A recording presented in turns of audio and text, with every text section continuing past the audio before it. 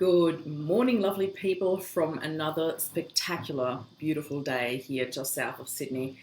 It's already pretty warm outside, I know, because I've just been walking my dog and it's been really, really beautiful. So, welcome to another week. Welcome to another meaningful mindset session here.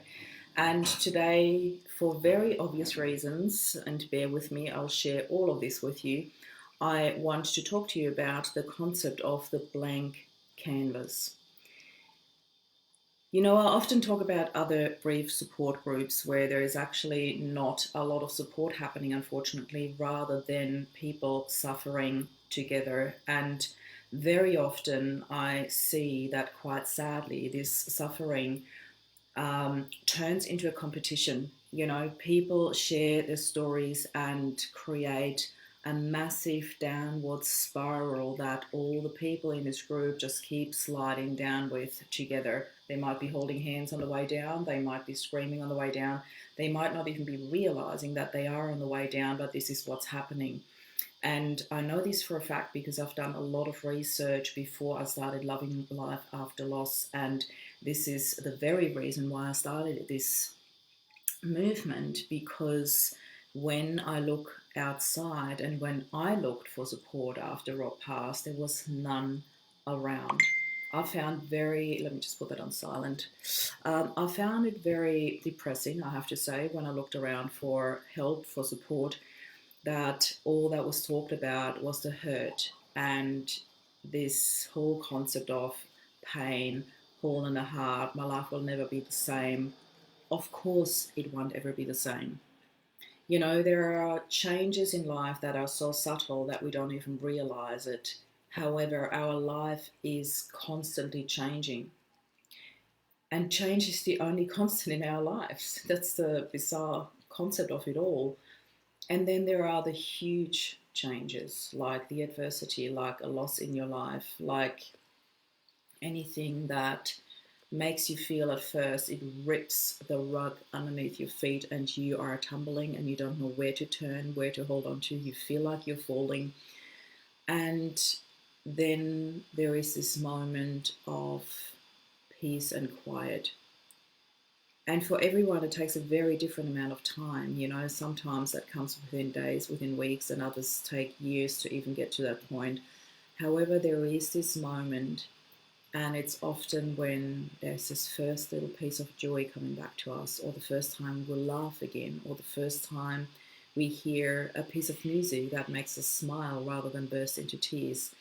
And very often these changes are subtle, you know, or they happen and then all of a sudden you stop in your tracks because you catch yourself and think, wow, I just laughed, or I just had a really good time. And there are two things that can happen. One, you completely judge yourself for it and you drop into guilt and you're like, oh my God, how can I possibly laugh, or how can I possibly be happy? And two, the other option is that you recognize that this is also part of you. And there are huge needs around that. There are huge needs for us to actually be happy.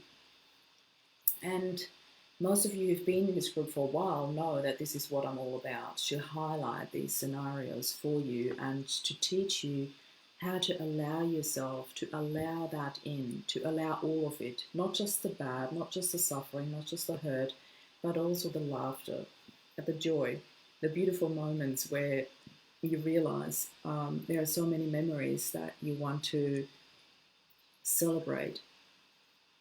There are memories that make you cry, which is fine, and there are memories that make you laugh, which is also fine. I don't understand why society has only taught us to deal with the bad and the ugly so well, but not with the good parts.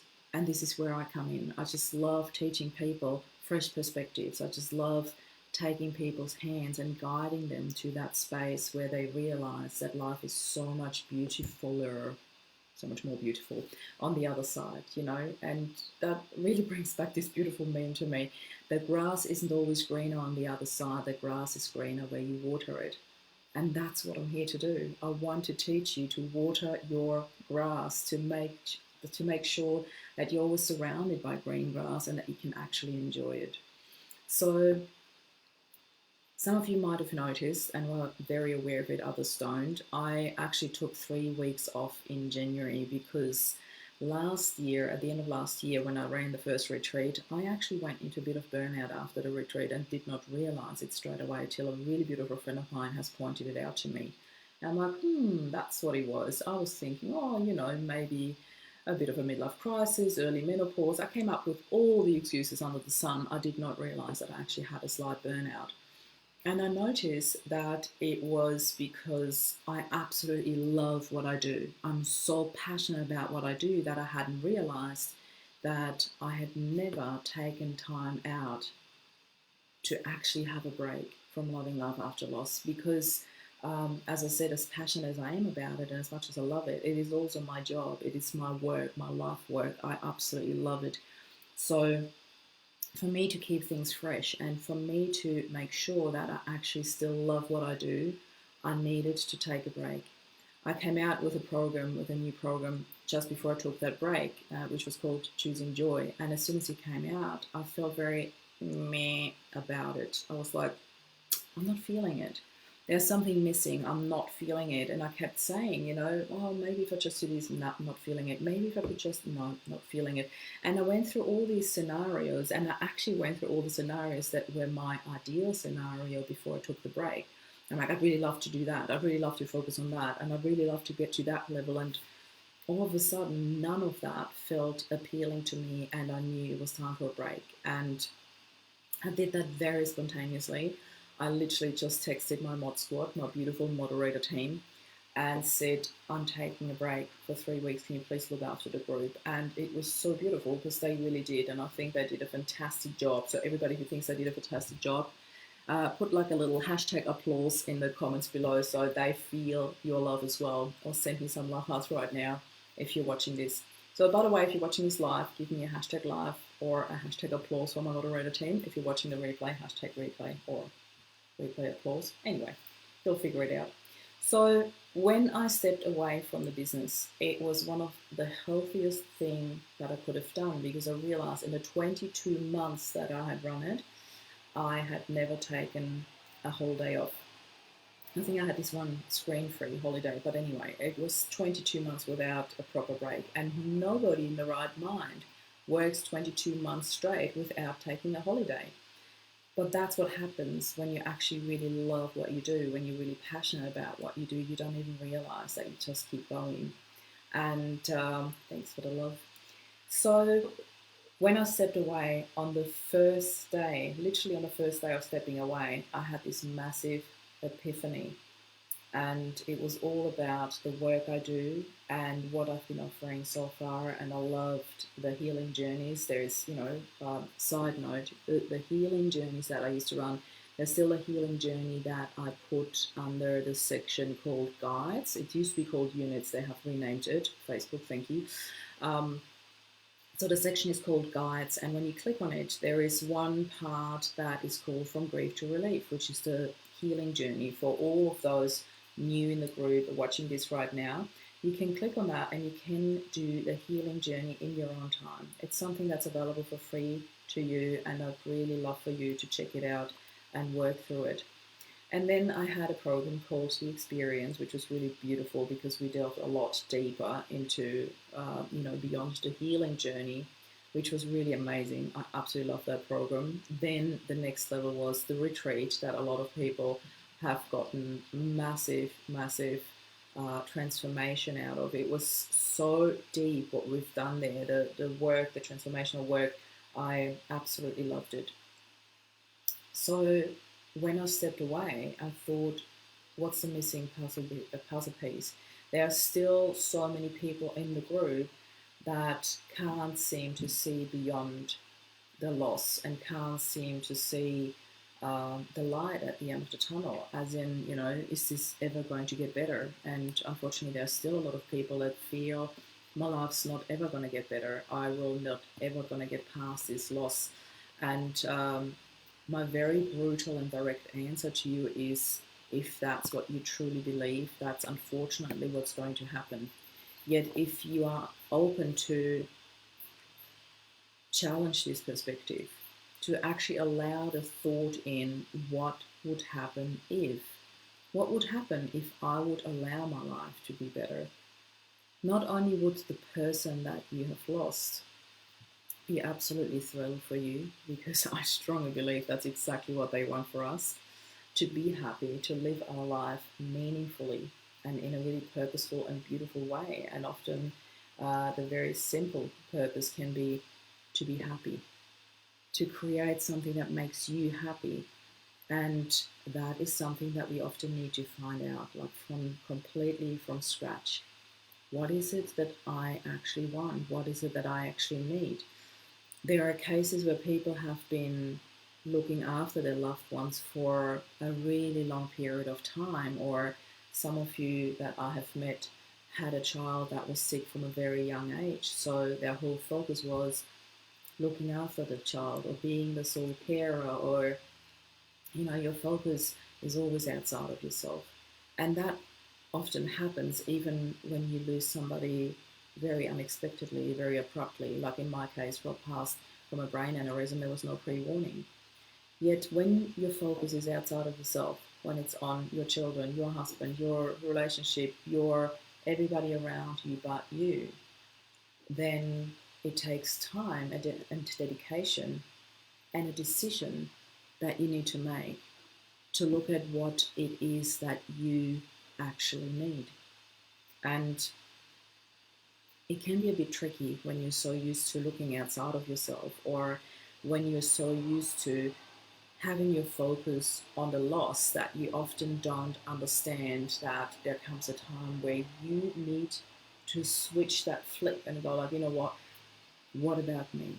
Right now, me time, and it's not selfish. It's a very healthy way of really coming back to good morning, everyone. I love all your beautiful, lovely comments and hashtags and good mornings and love hearts. Keep them coming. So when you think of where you're at right now, I would really invite you to try this out and think of it just for a moment. Just try on that shoe and see if it fits.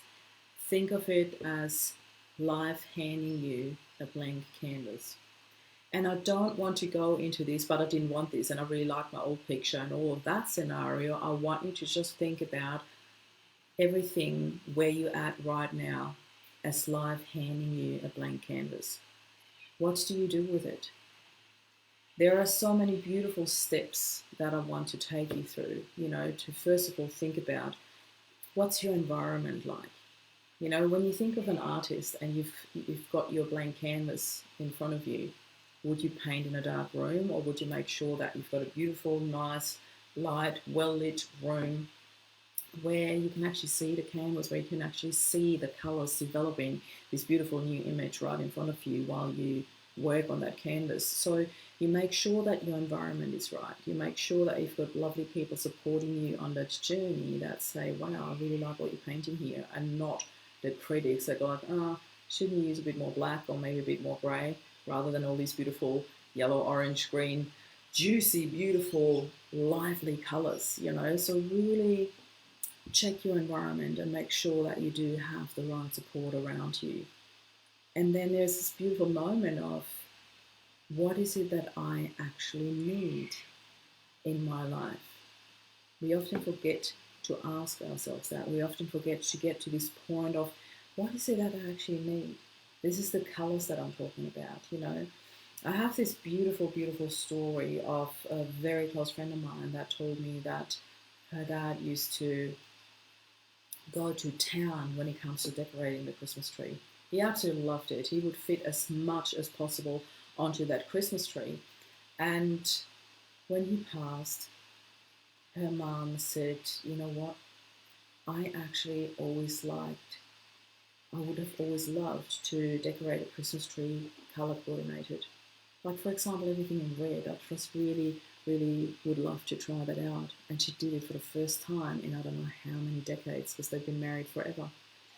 And those little things, I always talk about them as the hidden gifts, when we find these tiny little things in life that light us up, those hidden gifts in adversity where, yes, um, the death of that person is tragic, and it, yeah, it leaves people behind that are suffering, that are sad.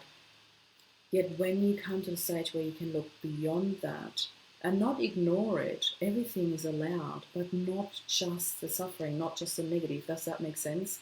I'd really like to see some love hearts here if that makes sense to you, because I'm not trying to rip you away from pain or to stop the suffering, as in you're not allowed to. You can do that as much as you want to, need to, but I don't believe that anybody, if you're really hands on heart, um, be very honest to yourself, that anybody would want to stay in the hurt, in the pain forever.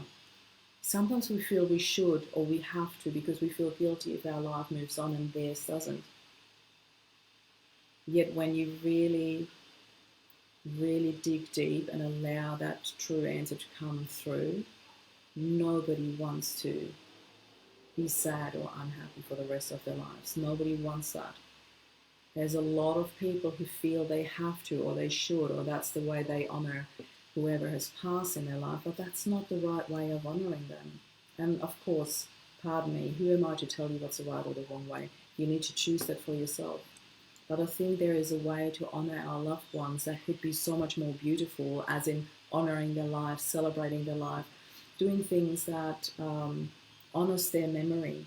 There's a lot of that we can do, and I prefer doing it that way. And really, I think the best way that I can honor Rob would be by creating the happiest life that I possibly can for myself and the boys.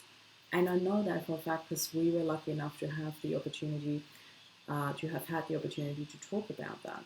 And I know for a fact that everybody, everybody where there is true love, whether that was your child, your spouse, or anybody else in your life, everybody where there is true love would want you to be happy. It's that simple. Nothing needs to be overcomplicated. So when you think about what you actually need in your life, you know, the love, the support, the whatever it is that you need, just really allowing yourself to finding those needs and to honoring and harvesting and harnessing these hidden gifts in adversity, to then come to a point of creation. And this is when you look at what you actually want in life. You know, you look at what you need, what your support network is like, and then what do you actually want in life? What is it that I want? And this is handing you the blank canvas. This is like, go nuts, choose all the colors, choose every color that you want, or feel free to paint your whole picture just in yellow if that's what you desire. You know, it's your image, it's your creation. And this, for me, is the most beautiful part, when we get to the point in our lives where we allow ourselves to go into creation. Because this is who we are. We are creators. That's who we are. That's what we are born as. We create things. And for children, it's such a natural thing to do when they're little. You know, you hand them a set of colors and you hand them um, a pile of paper, they go nuts, they draw naturally. When we're adults, we start overthinking things. We start, well, what should I actually draw? I don't even know where to start. I don't even, I'm not good at drawing. You know, the judgment comes in, the overthinking. But when you allow yourself to drop all that and be childlike again and just grab those colors and go nuts, like literally spread them all over the page, then something beautiful like this behind me can come out. It's not me who painted that. The beautiful Terry gifted me this amazing painting. I absolutely love it. So um, I want you to allow yourself to open your heart and see what you can find in there, and find that tiny little seed that wants to be happy, and allow that to grow, allow that to come forth and really express itself. You know, there's just so much creative potential waiting inside of us. And I have spoken to numerous people, not just in this group but also outside, about this moment. And there is often something blocking them. Often it's guilt or shame to actually admit, I want this, I want to move forward, I want to live life again, and grab the bull by the horns. I just want to really, there's a part of them waiting inside to burst free and to go into creation, and that is exactly where I would love to guide people. So I had this epiphany literally on day one when I took the 3 weeks off, and the part of me wanted to jump straight back into the group and share this epiphany with everyone, and do the life that I'm doing now, and like, oh my God, this is what's missing, and I want to do this with you guys, and come on board and let's do this together. And I was bursting with energy just thinking about it, and then I'm like, no, you said you would take 3 weeks off, allow that to come through, allow that process of unfolding. And I've just been taking notes like crazy. And in the first couple of days of these 3 weeks, I've actually created this whole new course that very pointedly I have called Blank Canvas. So last week I've had a lot of phone calls already with some people here in the group that are exactly at that stage where they are opening their hearts to, let's see what else is out there. Maybe I can walk this next step, and I'm here to guide you. I'm here to hold your hand and walk you through this. If this is for you, then please put Blank Canvas in the comments so I can reach out to you and have a chat to you about it. Let's find out together whether this is for you or not. I am a huge believer in opening doors for people. Whether you walk through or not, that is really up to you to take the next step, but I would love to share more details about this with you. So I am at that space now where I'm literally pumped to get started, because I've worked on that and the whole concept came out, and I'm just really, really excited. I've got calls booked for the rest of the week as well. So if you want to be added to this list, please do reach out now, because I've only got this week left where I'm taking calls for the first one of the Blank Canvas courses. They will definitely run on a regular basis, but the first one is starting in a week's time. So literally in exactly a week from now, in a week and half an hour to be very, very precise, we are starting the very first Blank Canvas course, and I'm really pumped about it. So if you want to be part of that, please put Blank Canvas in the comments, whether you're watching this live or replay, so I know that you're on board with this, so I know to reach out to you, to have a chat about it, to see whether this is suitable for you or not. Yet however you decide, wherever you stand right now, what I wish for you is that you at least open your heart and mind to the possibility of finding happiness again in your life. Because after all, this group is called Loving Life After Loss for a reason. And with this, I'm sending you so much love and happiness for the week ahead. It was such a pleasure to check in with you again, and I'm looking forward to seeing you during the week in the group. And also, a little heads up, tomorrow I am interviewing the beautiful Jared Bull here in this group at 10 o'clock. Yeah, it's 10 o'clock, 10 a.m. Sydney time, so Australian Eastern Daylight Time for those outside of Australia. And when you click in the event section, you can actually see the event in your time zone, if that helps. So much love to you, beautiful people. This is Marie signing off. Bye for now.